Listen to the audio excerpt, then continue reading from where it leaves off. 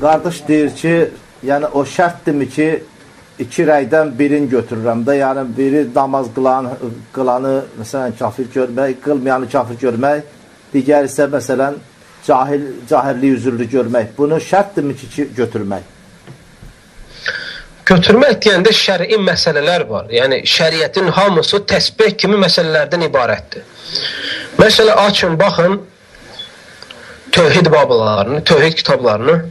Baxırsan ki, başdan nə gəlir? İmanın şərtləri. Allaha inanmaq üçün məsələ 4 dənə ərkan var. Sonra mələklərə inanmaq üçün 4 dənə ərkan var. Peyğəmbərlərə iman, kitablara iman, axirət günü. Sonra gəlir İslamın şərtləri və s. kimi. Yəni məsələlərin hamısı təsbih kimi elə bir başlıqlardan ibarət şəri məsələlər. O minlərlə şəriətdə olan məsələlərin biri də budur yəni. Aydındır. Hər məsələdə alimlərin izahı var. Kitab və sünnədən dəlil və alimlərin izahı. Və bəzi məsələlər var, orada dəlillər olduğuna görə, alimlər də dəlilləri anladığına görə iki yöntəm alınır. Və burada fəhm məsələsi olur.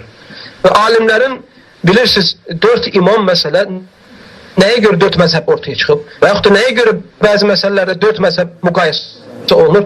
Ona görə ki, məsələ, alimlərin durumundan ibarətdir bu. Məsələn, İmam Əbu Hanifə Kufada otururdu. İmam Şafii Misirdə otururdu. İmam Malik Mədinədə otururdu. Və bir məsələ haqqında hədislər var Muhammed s.ə.v. Tutaq ki, 3 dənə hədis var.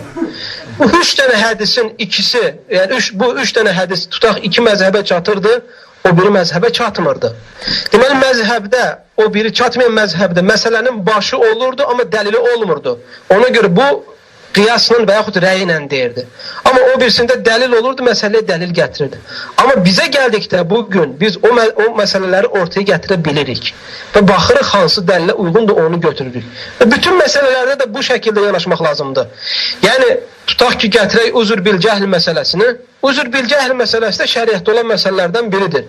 Yəni, bir insan şirk edərsə, böyük şirk edərsə, o insana hökm vermək üçün hüccət lazımdırmı, hüccət lazım deyilmi? Və yaxud da onu üzürlü hesab etmək olarmı, üzürlü hesab etmək olmazmı? Bu məsələlərdən biridir.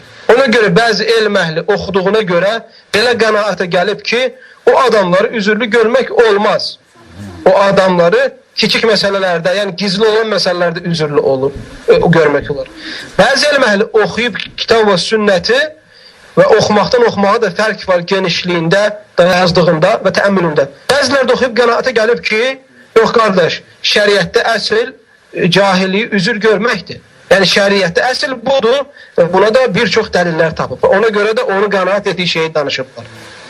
Və bizim, hansı ki biz ictihad əhlindən deyilik, nə bu rəyi ortaya gətirənlərdən, nə bu rəyi ortaya gətirənlər, hansı ki biz o rəyi gətirənlərə təqlid etmək zorundayıq, biz ona görə 2 rəydən birini götürəliyik.